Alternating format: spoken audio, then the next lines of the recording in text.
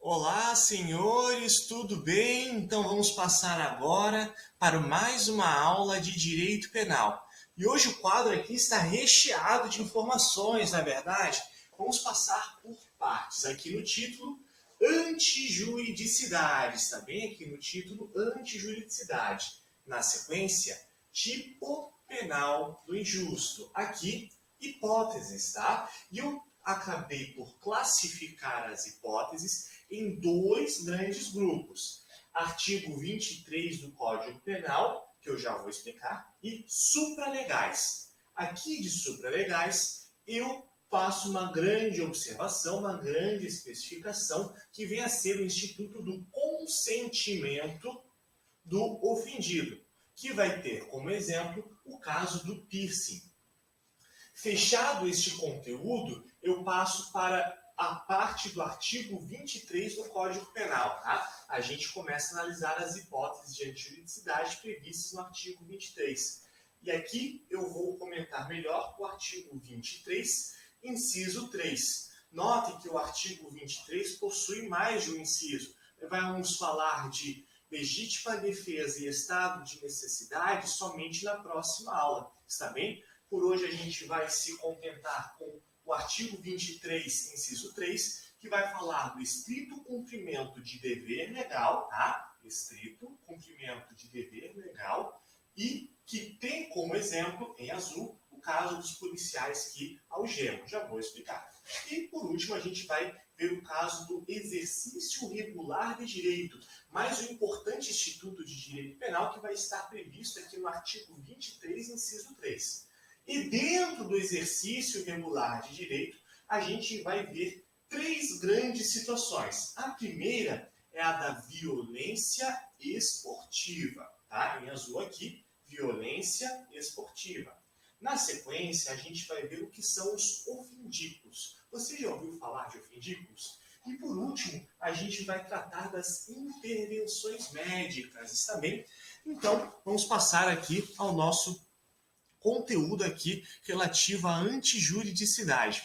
Olha só, nós falamos até agora, e eu reforcei bastante este aspecto aqui, ó, que quando nós temos a teoria tripartite da reprovabilidade, também denominada de teoria, né, do crime, teoria do crime, a maioria dos autores gosta da expressão teoria do crime, quem gosta mais dessa ideia de teoria tripartite da reprovabilidade é Pacheco Calegari, enfim, o que acontece? Quando nós então temos a teoria do crime, retomando, nós temos o crime como sendo um ato típico, antijurídico e culpável, tá? O típico, antijurídico e culpável. A gente encerrou o típico. A gente viu que é o tipo penal objetivo, subjetivo, a gente viu a questão importante de ter crimes, tudo relativo à tipicidade, a gente já viu, tá? Agora a gente vai começar a antijuridicidade, tá bem? Antijuridicidade. E olha só, se lembram, tá? Se lembram que lá no princípio da tipicidade, dentro da ideia de tipicidade, nós temos que é crime aquilo que vem a representar uma conduta que é descrita como sendo um tipo penal. Por exemplo, lesões corporais, lesionar alguém. Já que o Código Penal vai falar lá no dispositivo específico, lá no, salvo engano, artigo 129, que lesionar alguém é um crime, há uma penalidade específica, então a pessoa que dá um soco em alguém, desfere um chute em alguém, essa pessoa está cometendo uma conduta típica. Mas olha só, para os penalistas que vieram com essa ideia de antijuridicidade, eles pegaram e refletiram e disseram o seguinte: não basta, está bem, que a pessoa queira cometer um crime, saiba que está cometendo um crime, deixe alguns resultados, né, venha a cumprir todo o passo a passo do crime, se esse crime tiver alguma característica, tá? Alguma característica que o torne verdadeiramente criminoso. Como assim? Como assim? Para os penalistas que desenvolveram essa teoria já há décadas e décadas atrás, nós temos que, toda vez que nós temos um tipo penal, não basta você realizar uma conduta que venha a ser descrita como tipo penal. Essa conduta também deve ser injusta. tá? Essa conduta deve afrontar o direito como um todo. E nós temos como exemplo clássico a legítima defesa, em que pese a gente tratar de maneira mais esmiuçada na próxima aula, ela já serve como exemplo para nós entendermos a antijuridicidade. Vamos supor que você venha a dar um soco em alguém que estava maltratando o seu amigo na rua. Né? Você dá um soco em alguém porque o seu amigo estava apanhando dessa pessoa. Olha só, você causou lesões corporais nessa pessoa em que você acabou de dar o soco, não é verdade? Mas eu pergunto, será que dar o soco, dar o chute nesse tipo de situação, ela viola o direito como um todo? Ela representaria uma conduta injusta como um todo? E a resposta é negativa. A resposta é negativa. Na verdade, a gente tem aqui imbuída na nossa moral coletiva a ideia de legítima defesa. Se alguém está causando um mal, por que um mal não pode ser utilizado para reprimir este mal? Se alguém está batendo numa pessoa inocente, você tem que ficar parado? Você não pode defender essa pessoa inocente? Então, pensando nesse tipo de situação, tá? É que a doutrina, tá? Os doutrinadores, não é a lei em si, tá? É o que vocês encontram na doutrina, e os mais antigos então vieram com essa ideia. Já que a gente vai classificar aí em 3 grandes grupos o que é e o que não é o crime, então a gente tem que parar para pensar. Lá na tipicidade a gente deixa aqueles elementos mais básicos, né? Tipo penal objetivo, tipo penal subjetivo. Só que tem algumas situações que nenhum crime, basicamente, vai ser cometido quando se incorre nessas situações. Exemplo, legítima defesa. Tá? Então, qual que é o raciocínio subjacente? Qual que é o raciocínio por trás? Que, em que pese você ter condutas que são típicas, não basta que as condutas sejam típicas, elas têm que ser injustas, tá? Injustas. Só que aqui nós começamos com mais um problema. Injusto é muito relativo. O que é injusto para mim pode ser justo para você. O que é injusto para uma pessoa pode ser justo para outra pessoa. E o direito, ele não pode ficar lidando com subjetivismos. O direito não pode ficar lidando com ambiguidades. O direito tem que ser o mais certeiro possível. Já dizia, né, Cícero, o direito é reto, o direito não faz curvas, tá? O direito vai reto. E nesse sentido, a ideia de simplesmente injusto estava, digamos assim, vaga demais. O tipo penal, ou seja, aquilo que cumpre os requisitos da tipicidade, atus reus e mens rea, não basta ser aquilo o crime, porque você pode cometer um crime em legítima defesa, estado de necessidade e assim por diante, conforme a gente vai ver. Eis que o tipo penal tem que ser injusto, tá? E olha só, como injusto era uma expressão muito vaga, veio então essa ideia de antijuridicidade. Antijuridicidade. Portanto, não é crime aquilo que é meramente previsto em lei. É crime aquilo que viola o direito como um todo. Tá? Se você salva alguém que estava apanhando, você está violando o direito como um todo? Não, né? Não, você não está violando o direito como um todo. Se você vem a desferir 1 ou 2 golpes na pessoa que estava agredindo, tá? Você feriu o direito como um todo? Não, muito pelo contrário. Se nós pensarmos nos princípios de dignidade da pessoa humana e assim por diante, esse tipo de conduta jamais poderia ser criminalizado. Até aqui, tudo bem? Eu suponho que sim. Eis que, então, quando se fala em antijuridicidade, se fala em algumas hipóteses, está bem? Se fala em algumas hipóteses em que, se a conduta é cometida nessas hipóteses que a gente vai estudar, ela não viola o direito como um todo. Tá? Essa conduta, em que pese representar um crime, e olha só, estamos falando de crimes graves, não só lesões corporais, estamos falando também de homicídio, tá? E olha só, mesmo uma conduta grave, como sendo como um homicídio, essa conduta, se ela não violar o direito como um todo, tá? Se essa conduta não violar o direito como um todo, essa conduta não representar um tipo penal do injusto, é essa a expressão doutrinária, essa conduta não será criminosa. Olha só, você matou a pessoa que estava prestes a te matar, né? Olha só que situação. O que acontece aqui? O artigo 23 do Código Penal, a gente vai dar uma lida agora, tá? Então vamos passar aí, você abre o seu estimado Google, tá? Abre no Código Penal, clica no Google aí, digita Código Penal Planalto e localiza aí o artigo 23. Exclusão de ilicitude, tá? E onde está escrito exclusão de ilicitude, coloque aí entre parênteses antijuridicidade, tá? Antijuridicidade, porque ilícito é algo muito abrangente, tá? Ilícito é algo muito abrangente, tá? Quando aqui o Código Penal fala em ilícito, ele está sendo incompleto. Aqui ele está se referindo, na verdade, à antijuridicidade. Está bem? Então, feito isto, vamos passar à leitura do dispositivo. Artigo 23. Não há crime quando o agente pratica o fato 1. Em estado de necessidade, 2. Em legítima defesa, 3. Em estrito cumprimento de dever legal ou no exercício irregular de direito. Parágrafo único. O agente, em qualquer das hipóteses deste artigo, responderá pelo excesso doloso ou culposo, tá? Olha só. Quero fazer aqui uma grande distinção com os senhores, tá? Quero fazer uma grande distinção. Quando nós falamos das hipóteses do artigo 23, nós acabamos de ler quantas? Façam as contas comigo. Nós lemos 1, estado de necessidade, 2, legítima defesa, 3, estrito cumprimento de dever legal ou exercício regular de direito. Notem que o inciso 3, ele tem duas hipóteses, tá, de excludente de antijuridicidade. Excludente de antijuridicidade.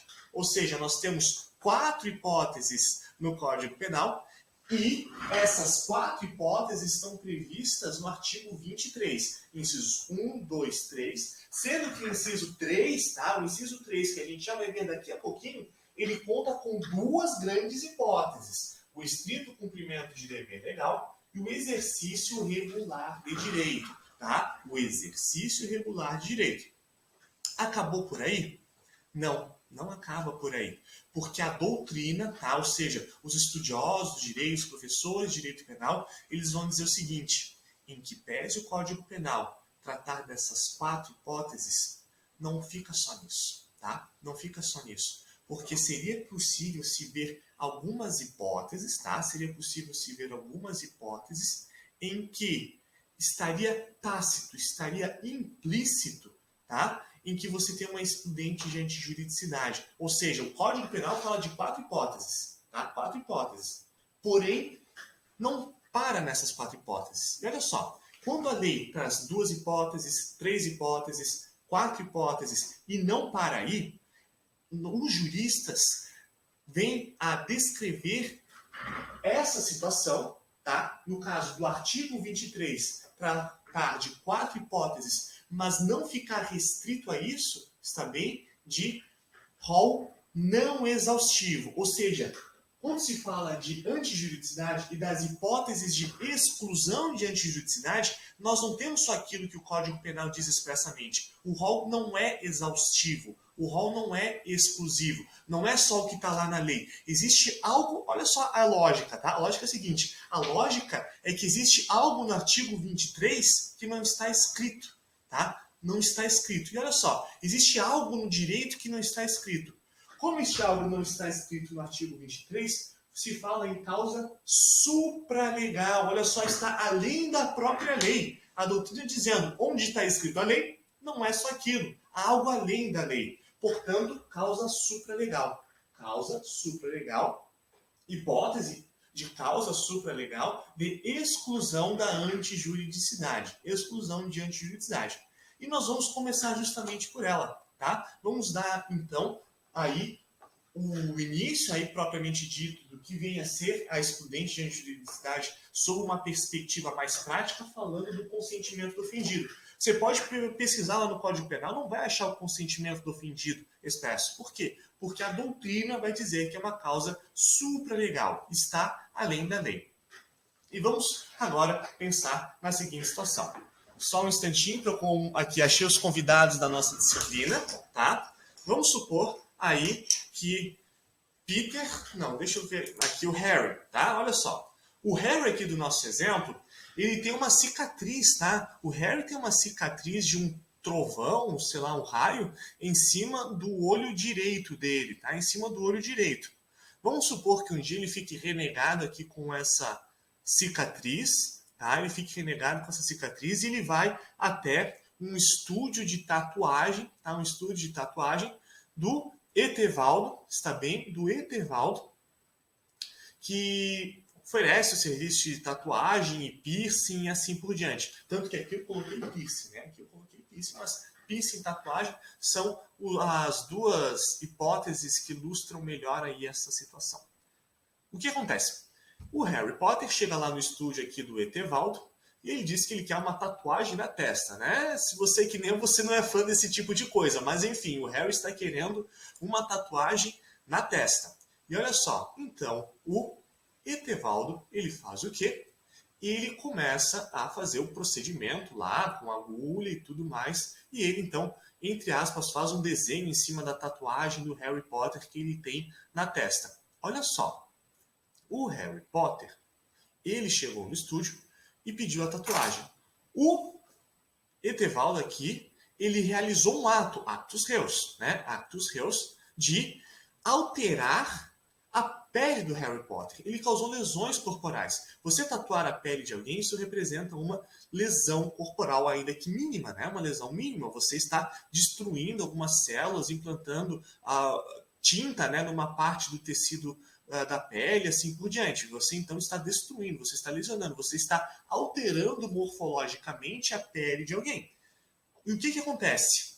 O Etevaldo, não obstante ele objetivamente fazer essa conduta, ele faz com consciência, tá? Ele sabe, ele vai fazer o desenho, ele vai fazer, sei lá, a caveira bad boy em cima aqui do raio do Harry Potter, tá? Ele está fazendo aí com consciência e o Harry Potter está sentindo dor. Tá até escorrendo uma lágrima do canto direito do olho do Harry Potter. Olha só, se a gente fosse analisar então o nosso artigo 129 do Código Penal em sua literalidade, nós teríamos o seguinte, ó, artigo 129 do Código Penal. Ofender a integridade corporal ou a saúde de outrem. Ele está ofendendo a integridade. O corpo do Harry Potter era de um jeito antes da tatuagem e depois da tatuagem, que, né, teve seu objetivo cumprido, era de outro jeito. Ou seja, a integridade corporal aqui do Harry foi ofendida, tá? O corpo dele era de um jeito, foi transformado em algo diverso através de um procedimento que envolve a dor. Nesse caso, eu pergunto, nós temos elementos típicos aqui presentes da conduta do Etevaldo. Ou seja, ele cometeu um pequeno dano, querendo causar este pequeno dano. E eu pergunto, faz sentido, eu pergunto para os senhores, faz sentido a gente pegar o Etevaldo, tá? Que é um profissional aqui dessa área de estética corporal, e impor ao Etevaldo a pena de detenção de 3 meses a 1 ano? Já pensou se todo tatuador que fizesse uma tatuagem na sequência tivesse que ir para a prisão agora mais 3 meses ou 1 ano? 3 meses e 1 ano, tá? Ou uma substituição de pena, que é uma coisa que vocês vão ver em Direito Penal 2. E olha só, ou um suicídio processual também, enfim, há vários institutos que fazem com que esse tipo de pena, tá? É um segredinho, tá? Vocês vão ver depois com o Direito Penal 2, mas penas muito pequenininhas, elas dificilmente são aplicadas no Brasil, especialmente para réus primários. O que acontece? Já pensou se cada tatuador ele fosse cumprir uma pena toda vez que ele cumprisse uma tatuagem? Não faz sentido. Não faz sentido. Portanto, para este tipo de situação, que não fere o direito como um todo, afinal as pessoas fazem o que elas querem com os seus corpos, não é verdade? Se uma pessoa quer se tatuar, colocar 1, 2, 3 piercing, onde quer colocar o piercing, se é na orelha, no nariz, onde ela quiser. Ah, quer fazer tatuagem onde? Ah, quer fazer na cabeça, quer fazer no braço, sei lá eu. Isso fere o direito como um todo?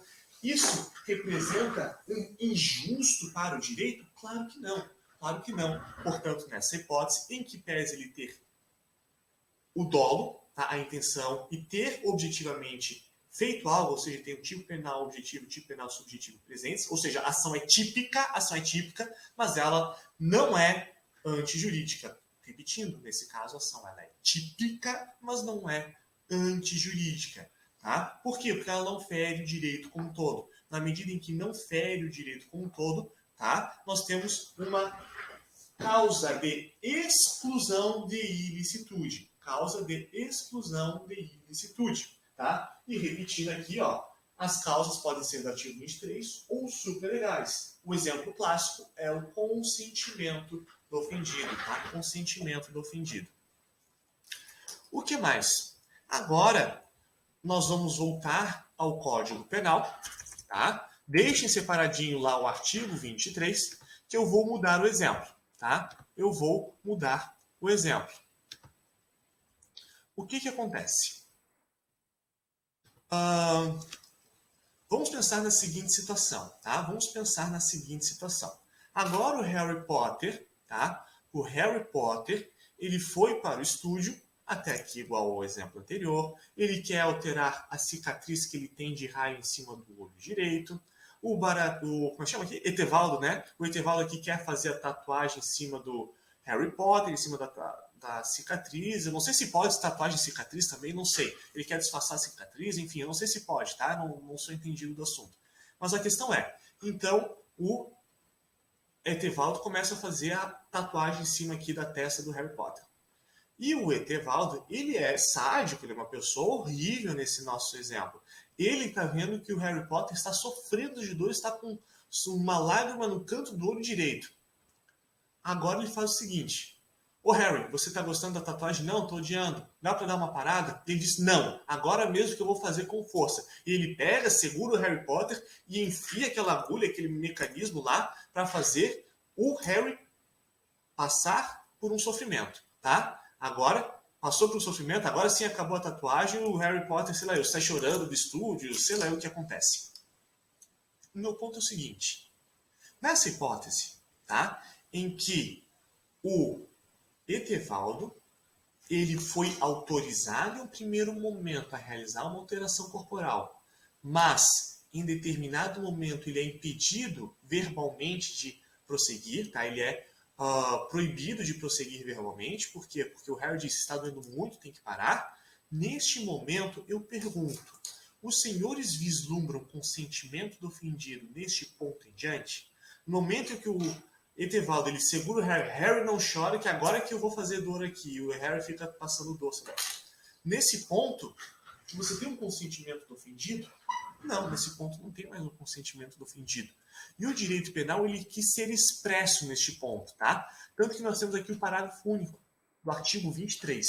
Vamos passar então a análise do artigo 23, parágrafo único, que é a hipótese do excesso punível. Olha só, o agente, em qualquer das hipóteses deste artigo, e aqui vamos fazer uma pausa. É só deste artigo? É só dos casos de estágio de necessidade, legítima defesa e estrito cumprimento de dever legal e exercício regular de direito? Não! Não é só das hipóteses do artigo, tá? Por quê? Porque nós temos hipóteses que são do artigo 23, mas nós temos as supralegais, tá? Nós temos as supralegais. Repetindo, aqui a lei está dizendo exclusão de ilicitude na hipótese do artigo 23. Não fica no artigo 23. Temos as supralegais e a gente está trabalhando com a principal delas, ó, que é o consentimento do ofendido. Portanto, o que a gente está lendo, em que pese está escrito em qualquer das hipóteses deste artigo, se aplica para a nossa hipótese. Essa nossa hipótese aqui, consentimento do ofendido, ela é super legal. Prosseguindo. Em qualquer das hipóteses deste artigo, responderá pelo excesso doloso ou culposo. Responderá pelo excesso doloso ou culposo. Ou seja, na hipótese aqui, então, dele querer impor uma dor aqui ao Harry, né? E assim por diante. Nessa hipótese, ele vai sim responder por lesão corporal. Uma pausa, tá? Uma pausa. Não confundam essa situação que eu acabei de narrar, tá? Não confundam essa situação que eu acabei de narrar com um caso notório que nós tivemos que foi de tortura, tá? O caso de uma pessoa que prendeu uma outra pessoa, tá? Ficou com essa pessoa em custódia e depois que essa pessoa já estava em custódia, começou a fazer tortura nela, se valendo da máquina de tatuagem. Tá? Vamos supor aí que um policial, sei lá eu, tem alguém sob a sua custódia, capturou um humilhante, sei lá eu, e agora o policial vai pegar o humilhante, quer saber? Eu vou escrever bem grande nas costas dele, já que eu sou policial torturador, vou escrever bem grande. Meliante, tá? E o policial faz isso. Aqui, nós não estamos falando do mesmo tipo penal e nós não temos consentimento do ofendido. Isso também. O que acontece? Tivemos aí um caso notório nesse sentido, até faz pouco tempo, foi acho que uns 2, 3 anos atrás, e nesse sentido essa conduta é uma conduta de tortura. A gente não vai trabalhar com as hipóteses de tortura aqui, tá? A tortura é um pouquinho diferente.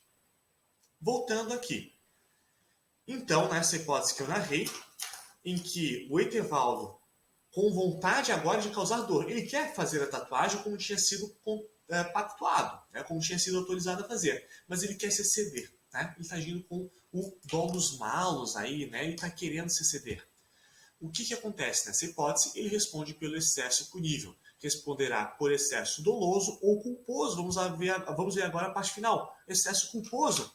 Vamos supor que Harry Potter tenha autorizado aqui o Etevaldo a fazer a tatuagem. Só que o Etevaldo aqui ele é inexperiente para esse tipo de tatuagem. E o Etevaldo diz, Harry, segura aqui para mim, nesse ponto, a respectiva maquininha. Segurar como? Daí, de repente, o Harry Potter está segurando e começa a suar frio e, de repente, a máquina de tatuagem cai em cima da cara dele, sai uma cicatriz enorme, tudo preto no rosto do Harry Potter, tadinho, ele deixa de ser cinematográfico. Olha só essa situação. O Etevaldo agora, ele foi imprudente. Como é que você vai deixar o próprio cliente segurando uma máquina que tem essas agulhas aí, essa questão aí como é que chama? Sei lá que tem agulha que faz a perfuração ali, segurar e numa posição específica ele foi negligente. Se a pessoa é negligente, responde por culpa. Nessa última hipótese que eu falei, ele responde por lesão corporal, não é verdade? Só que ele responde por lesão corporal culposa. Ele responde por lesão corporal culposa. Está bem? A hipótese do artigo, deixa-me ver, se não me engano, é o parágrafo 6º. 5º, lesão corporal culposa, é o parágrafo 6º. Se a lesão é culposa, detenção de 2 meses a 1 ano, tá? Você tem uma conduta, lesão corporal culposa, que daí é de 6 meses a 1 ano, conforme foi estabelecido legalmente. Visto isto, agora nós vamos passar a mais 2 hipóteses também, mais 2 hipóteses de excludentes de antijuridicidades, tá bem? Excludentes de antijuridicidade. Prosseguindo, uma das principais hipóteses de excludente de antijuridicidade diz respeito ao estrito cumprimento do dever legal. Tá? Estrito cumprimento do dever legal. E o que acontece? Vamos pensar na seguinte situação. Vamos supor agora que nós temos aqui um oficial de polícia, tá? Um oficial de polícia. Harry agora ele é um oficial de polícia, ele é delegado, e na condição de delegado ele vai prender um meliante aqui, o Etevaldo. Está bem. Então, ele, na verdade, não é o delegado que prende, desculpa, é o policial militar que realiza o ato de segurança pública, tá? Mas vamos supor aqui, então, que o Harry Potter, policial militar, tá? Ele, então, vê o Etevaldo cometendo um crime, sei lá cometendo um crime de disparar com a arma de fogo aqui, tentar matar o pobre coitado do Peter, e o Peter sai fugindo, porque Peter, já perceberam que os super-heróis, eles nunca têm armas, né? Eles têm umas habilidades meio ridículas, né? Eles têm umas habilidades incríveis, tipo saber se o inimigo vem, a fazer as teias e tal, mas como os super-heróis são destinados ao público infantil, os super-heróis basicamente nunca têm arma, não sei se os senhores notaram. Por que o Batman tem, sei lá, o cinto com sei lá o que, e a estrela do não sei o que, não é mais fácil ter uma arma, né? Brincadeiras à parte. Então temos a situação em que o Etevaldo armado vem a disparar contra o Homem-Aranha, que vai fugir diante de uma arma, foge, não tem, sei lá teia de aranha, essa coisa toda aí que dê conta de uma arma de fogo. Então ele está fugindo. Nisso, a polícia vê um meliante disparando contra um qualquer do povo, tá? E prende. Olha só, prende, chuta a arma para longe, né? A primeira coisa que faz é justamente deixar a arma longe do alcance, tá? E nisso, o Etevaldo, ele está resistindo. E agora o Harry Potter, que é policial com força, tá? Com força, já que o Etevaldo está resistindo, vem a dar uma torção no braço, tá? Já que ele resistiu, vem a torcer o braço. Infelizmente, aí, o Etevaldo aqui sofreu uma lesão corporal, tá? Sofreu uma lesão corporal. Eu estou falando de uma hipótese em que o Homem-Aranha, ele já fugiu, já estava longe, tá? O Harry Potter já não está salvando o Homem-Aranha, que já estava longe. Ele está simplesmente contendo uma pessoa, né? Uma pessoa que está prestes pode causar um mal ou não.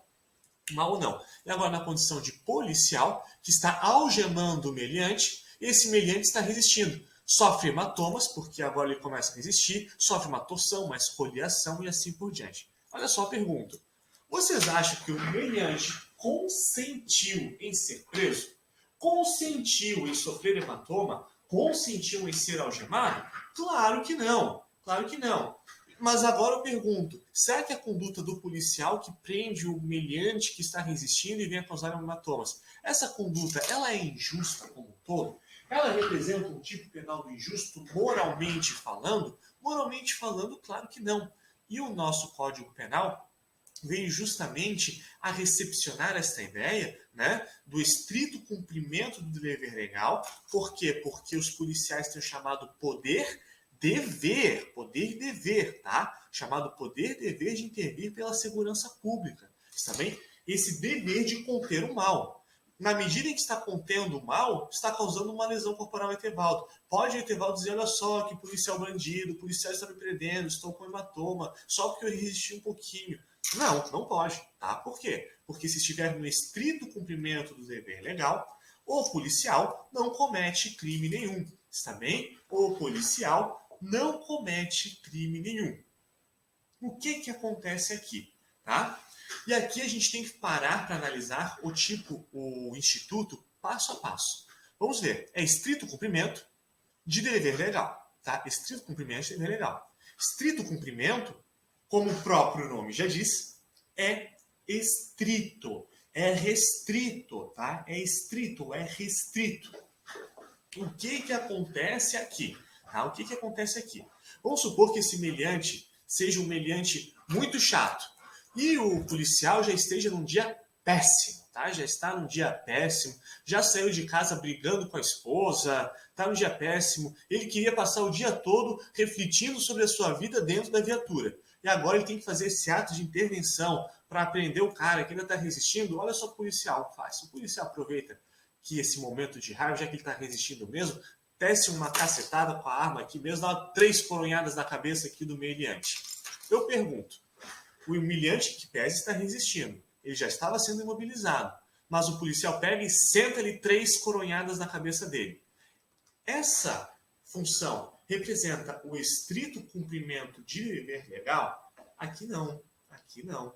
Tá? Eu entendo que muitos senhores talvez neste ponto estejam pensando consigo mesmo, nossa, que professor estranho esse, não quer que os policiais prendam? Claro que tem que prender, mas a questão é, as normas relacionadas à apreensão de pessoas têm que ser cumpridas estritamente, tá? O policial, ele não vai usar a força para bater, ele vai usar a força para conter, tá? É sempre para conter. Ah, se no momento de contenção a pessoa sofre o hematoma, sofre escoriação, sofre uma torção, porque ela está se movimentando, tudo bem, cai na hipótese de estrito cumprimento de dever legal. Mas e essa hipótese do policial que dá 3 coronhadas na cabeça da pessoa? Isso é estrito cumprimento de dever legal? Não, porque já não é estrito. Gente, já não é estrito. Ou seja, tem que ser exatamente aquilo que é necessário para cumprir com o dever. Exatamente aquilo que é necessário para cumprir com o dever de conter um agressor. O que é necessário? É o conter, é o imobilizar. Passou disso? Deixou de ser uma conduta estrita? Responde penalmente, tá? Responde penalmente. E olha só, vamos retomar aqui, ó, retomar a hipótese do artigo 23, parágrafo único, né? Nós temos a questão do excesso punível. Só repetindo, parágrafo único do artigo 23, o agente, em qualquer das hipóteses deste artigo, responderá pelo excesso doloso ou culposo, tá? Doloso ou culposo. Tá? Então ele vai responder por lesão corporal? Aqui depende, tá? Aqui depende. Porque tem hipóteses que é lesão corporal e tem hipóteses que é um outro tipo penal que foi objeto recente da mega reforma penal. Tá? Quem quiser fazer concurso ainda durante a faculdade, né, vai demorar um pouco para voltar aos concursos, mas para quem quiser fazer concurso ainda durante a faculdade, fique atento a isso, está bem? Teve a nova lei de abuso de autoridade, portanto, pode ser uma hipótese de abuso de autoridade ou de lesão corporal. Pode ainda ser tortura, tá? Dependendo da situação, pode ser tortura. Portanto, tem que ver a situação. O dolo, a tipificação, está bem? Não dá para de antemão dizer se vai ser lesão, tortura ou abuso de autoridade. Isso é uma coisa que, diga de passagem, muda um pouco de corte para corte. Às vezes o STJ diz uma coisa, mas aqui em Santa Catarina se tem um entendimento que é muito específico, se interpreta esse dispositivo de maneira muito específica para essa situação e assim por diante. Tá? Aqui é uma mera observação.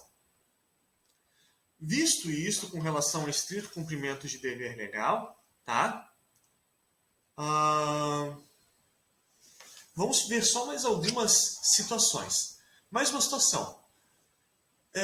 Vamos ver aqui no caso do agente do fisco, tá? Agente do fisco que recebe o agente do fisco que vai, por exemplo, né, um fiscal que daí vai fazer um auditor, aliás, que vai fazer uma diligência, tá, com um livro de uma empresa. Tá? É mais um exemplo.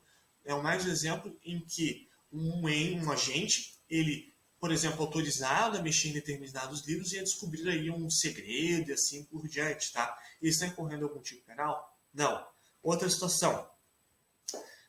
Quando a vigilância sanitária apreende produtos, tá, para fins de amostragem. Vigilância sanitária, ela, por exemplo, precisa apreender aí, sei lá, 1 quilo de uma carne, um pedaço de carne de um açougue para ver se não tem raiva ou, sei lá, alguma doença aí nessa carne. Por um acaso, o agente da prefeitura, da Anvisa, seja lá o que for, ele está cometendo um tipo penal de furto quando ele subtrai um pedaço de carne que vai passar por uma análise? A resposta é não. Agora, vamos supor que, eu quero que essa amostra seja 8 quilos de carne. Para que 8 quilos de carne? Para com o resto fazer um churrasco. Né? Nessa hipótese, um agente de vigilância sanitária que é 8 quilos de carne para amostra e com o resto ele vai fazer o churrasco. Ele responde por furto? Sim, porque ele está se excedendo, né? Ele está se excedendo. Detalhe importante, em todas essas 3 situações, o agente da vigilância sanitária, o agente do fisco, né, o auditor, o policial, nós estamos falando de agentes públicos, estamos falando de servidores públicos. Tá? Quando se fala de dever legal, estamos falando basicamente das pessoas que têm um dever imposto por lei. As pessoas têm um dever imposto por lei. Esse também, estrito cumprimento de um dever legal. Tá aí os particulares, tá? E as pessoas assim no cotidiano, elas não têm algum tipo de defesa em face de algumas ações? Tem sim, tá? Para os particulares, não exclusivamente, tá? Não exclusivamente, mas aqui nós temos principalmente as hipóteses de exercício regular de direito. Exercício regular de direito. No exercício regular de direito, tá? Nós temos que no exercício regular de direito, uma pessoa possui algum direito que ela está tutelando com alguma ação que poderia ser considerada típica. Está bem? Olha só, como exemplo de exercício regular de direito, nós temos principalmente as hipóteses de direitos fundamentais. Tá? Olha só, a pessoa tem um direito fundamental à propriedade, direito fundamental à liberdade de expressão, direito fundamental das mais diversas espécies. Está bem? Olha só, no exercício regular de direito, nós temos hipóteses em que a pessoa está autorizada. O direito permite, por exemplo, uma prática esportiva. Tá? Uma prática esportiva. Ou então a defesa da propriedade, ou então uma crítica literária. Está bem? Quando se fala em exercício regular de direito, você está tutelando principalmente direitos fundamentais. Direitos fundamentais. E olha só. Vamos pensar agora numa hipótese. Tá? Vamos pensar numa hipótese relacionada a um direito fundamental. Direito fundamental à liberdade de expressão. Vamos supor que você seja um crítico de arte. Tá? Você seja um crítico de arte e agora você está numa mostra de artes plásticas em algum lugar em que uma artista está expondo os quadros que ela acabou de pintar. Você é um crítico de arte, ou seja, você de tempos em tempos avalia mostras de arte, quadros, essa coisa toda, e você viu os quadros lá da artista, muito querida artista, um amor de pessoa, você gosta muito dela. Só que você, enquanto crítico de arte, você que tem uma opinião que é respeitada pelos demais, você não pode ser elogiando todo mundo, né? Você tem que levantar algumas críticas de maneira cordial, né? Mas você vai lançar algumas críticas. ainda que você se valha com sarcasmo de vez em quando. Vamos supor agora que você, ao lançar a sua crítica, diga o seguinte: essa artista, o que ela tem de querida e simpática, não tem de genial. Tá? Você diz o seguinte: pena que ela não é genial como é querida e simpática. Esses quadros talvez seriam belos, lindos e formosos se ela tivesse 10 anos de idade. Né? Ou seja, você está dando aí, traçando os comentários, digamos assim, fortes, né? E nessa hipótese, isso representaria um crime talvez de difamação. Vamos dar uma olhadinha na difamação? Vamos ver aí esse dispositivo penal, tá? Coloque aí no seu Código Penal o artigo 139. Artigo 139 do Código Penal, difamação. Difamar alguém importando-lhe fato ofensivo à sua reputação. Você está dizendo que os quadros que essa pessoa pinta seriam lindos se ela tivesse 10 anos de idade. Ou seja, está dizendo que essa artista é infantil, tem um toque aí, uma pintura, um estilo que não é maduro, não é um estilo aí complexo o suficiente. Olha só, isso ofende a honra dessa pessoa, né? O Código Penal vem falar aqui da reputação, isso ofende a reputação da pessoa? Claro que ofende, mas olha só, em que pese o direito penal tutelar a reputação das pessoas, o direito penal, tá? Ele não pode se sobrepor à Constituição Federal, que vem a tutelar a liberdade de expressão artística, incluindo aí a crítica. A Constituição Federal tutela a crítica. A Constituição Federal quer que no Brasil as pessoas tenham liberdade de expressão, tá? Que as pessoas se manifestem o quão mais livre possível. Está bem? Nesta hipótese, então, você tem aí a chamada liberdade de expressão.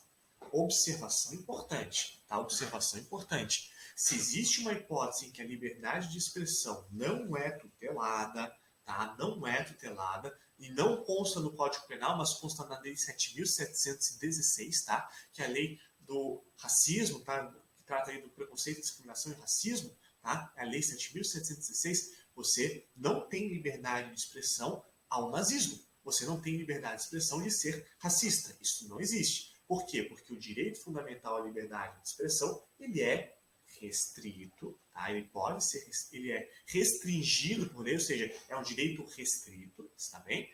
E há, portanto, limites a serem obedecidos. O direito fundamental à crítica literária, ele existe. Você pode sim criticar uma pintora, um poeta e assim por diante, tá? Ah, mas a reputação dessa pessoa vai ser impactada. Não tem problema. A crítica literária, ela é defendida pela Constituição. O que mais? Temos outras situações, tá? Temos outras situações. Violência esportiva é uma situação limítrofe, já faça essa observação. Alguns vão dizer que violência esportiva é exercício irregular de direito, tá? Ou seja, vamos supor que um jogo de futebol, você, meio que sem querer, acabe fazendo um carrinho na outra pessoa. Você foi na bola, tá? Você no jogo de futebol, foi na bola, não queria fazer o carrinho, mas a pessoa caiu. Você até, desculpa, eu sei que fiz a falta, tá? E você dá a mão para essa pessoa se levantar. Muitas vezes o jogo de futebol não é isso que acontece, né? É uma pena, né? Mas enfim, o que acontece? Você sem querer fez com que essa pessoa caísse e tombasse assim por diante. Se for o Neymar, nunca mais levanta, tá? Nunca mais levanta. Já era, quase morreu. Olha só, você por um acaso deve responder por lesão corporal, você jogador de futebol, toda vez que alguém venha a cair, você venha derrubar sem querer, olha só, ter lesão corporal culposa, a gente acabou de ler, o artigo 129, parágrafo 6º. Você deve responder por lesão corporal culposa? Não, tá? E parte da doutrina vem dizer o seguinte: exercício irregular de direito. Se você está jogando conforme as regras, você foi na bola e assim por diante, tá? Você não tem aí qualquer tipo de problema. Você não está realizando uma conduta que viola o direito como um todo. Está bem? Parte da doutrina vai dizer que essa situação da violência esportiva diz respeito ao consentimento do ofendido, tá? Seria um pouquinho diferente, seria a hipótese específica do MMA. Quem vai no MMA, vai lutar no MMA, sabe que pode sair sangue, sabe que pode quebrar alguma coisa, Tá? Portanto, existe uma discussão aí que é meio que interminável se a violência esportiva realizada no âmbito do MMA seria consentimento do ofendido ou exercício regular de direito, porque no MMA você tem o direito de bater na outra pessoa. Por quê? Porque a outra pessoa consentiu, enfim. É uma discussão que não chega a lugar nenhum e que não faz diferença, porque em qualquer das duas hipóteses, se você obedece às regras do esporte, não é crime. Seja consentimento do ofendido, seja exercício regular de direito, não é crime. E se você foge às regras, se você foi impedido pelo árbitro de continuar batendo, o árbitro disse, para de bater nessa pessoa aí que ele já desmaiou, e você continua batendo, você se excedeu. Nessa hipótese, você responde pelo excesso punível previsto lá no artigo 23, parágrafo único, que a gente já está ficando cansado de ver. Próxima situação. Mais uma situação de exercício irregular de direito. Intervenções médicas. Tá? O médico acabou de receber uma pessoa em sua unidade de tratamento, lá na emergência, e essa pessoa aí sofreu um acidente. Infelizmente, o médico, para salvar a vida dessa pessoa, para evitar a gangrena e assim por diante, o médico tem que amputar o membro dessa pessoa. Olha só, o médico ele está cortando a perna de alguém. Por quê? Porque sente prazer em, em cortar pernas de pessoas. Olha só, por mais que o médico, no íntimo do seu ser, sinta um prazer, penalmente ele não responde, se ele tiver agido no âmbito de uma intervenção médica. Tá? Se o médico age para evitar uma gangrena, salvar a vida dessa pessoa, ele não responde. Tá? Ele não responde. Por mais que no íntimo do seu ser ele sinta um prazer, em cortar pernas de pessoa. É uma coisa horrível. Os médicos não fazem, não entram na profissão por causa disso, obviamente. Eu estou falando de uma hipótese extremamente raríssima, ultra hipotética, de um psicopata, americano, que lá de vez em quando surge lá um psicopata, já aparece os documentários assim por gente, enfim. Meu ponto é o seguinte: se o médico não tem intenção, a conduta é atípica. Por quê? Porque não tem dolo. Não tem dolo, isso a gente já viu. Mas por mais que o médico tenha intenção, aí é atípico. Agora vamos pensar numa outra situação. O médico quer ver o paciente sofrer, diz sem anestesia coisa nenhuma, e vou fazer bem certinho, bem devagarzinho, porque a pessoa que está sendo atendida aqui é a minha ex. Agora eu vou fazer ela sofrer. Esse médico, evidentemente, ele deve ser responsabilizado. Por quê? Porque ele está agindo mais uma vez, eu repito, com excesso punível. Tá? Com excesso punível.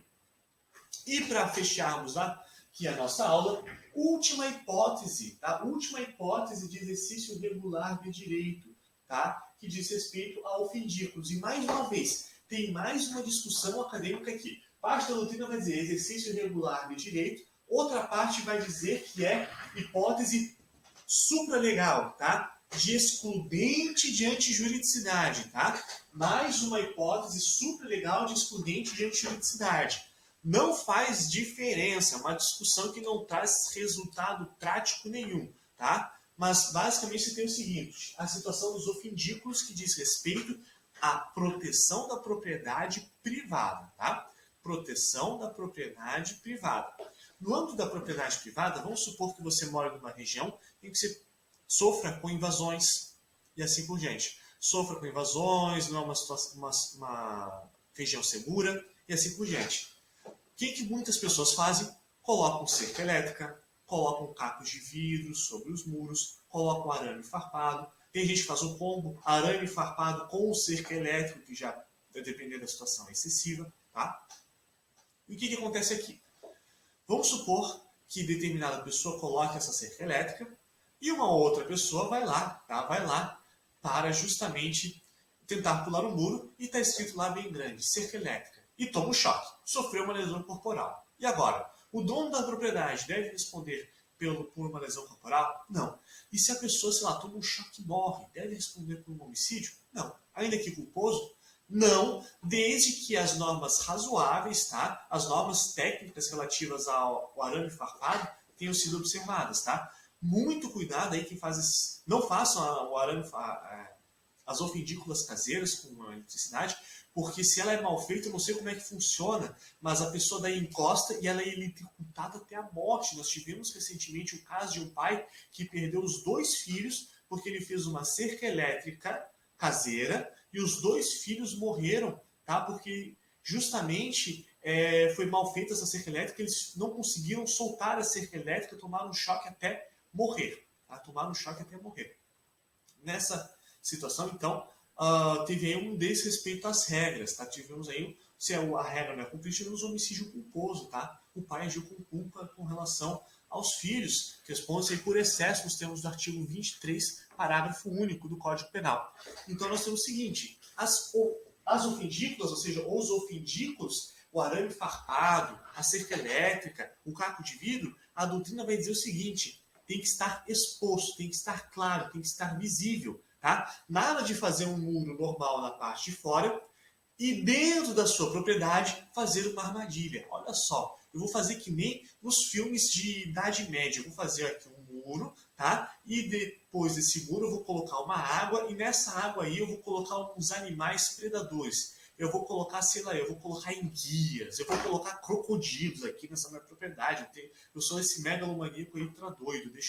Ou então eu deixo, por exemplo, cachorros sempre esfomeados, né? Cachorros sempre famintos, para que quando forem morder eventual invasor, mordam até saciarem a própria fome. Que coisa horrível! E assim por diante. Se não for, primeiro, público, se não for exposto, e segundo, se não for dentro de um limite de razoabilidade, a pessoa que colocar esses ofendículos, ela vai responder por excesso punível. Não se esqueçam que no Brasil nós temos a teoria do assentimento. Se você consente com o fato que um eventual invasor vai tomar um choque até morrer, você não está defendendo razoavelmente a sua propriedade, você está se excedendo.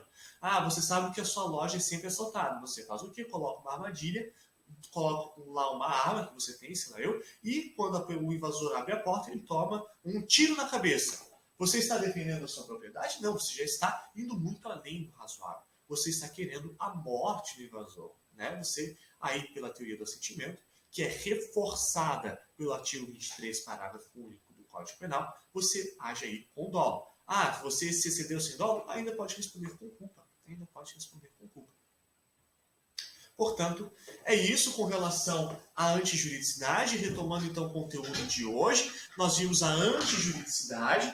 Retomando, ela aí é o segundo cânone, é o segundo elemento da teoria do crime. Crime é aquilo que é típico, antijurídico e culpável. Antijuridicidade, então, é esse segundo elemento da teoria do crime, que vem porque o tipo penal, ou seja, aquilo que a gente já viu em tipicidade, não basta aquilo para ser ilícito, para representar um crime. Esse tipo penal que a gente já estudou no primeiro elemento, ele deve ser também injusto. E a doutrina traz essa expressão aí, tipo penal do injusto.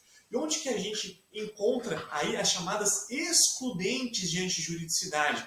Você tem hipóteses que são as legais, né? Artigo 23 do Código Penal, e as superlegais. Exemplo clássico é o consentimento do ofendido, que vai, por exemplo, fazer um piercing.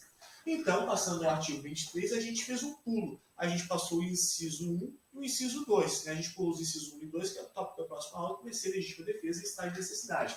Vimos estrito cumprimento de dever legal, que se dá primordialmente com relação a agentes públicos, né, no exercício que deve ser estrito, tá?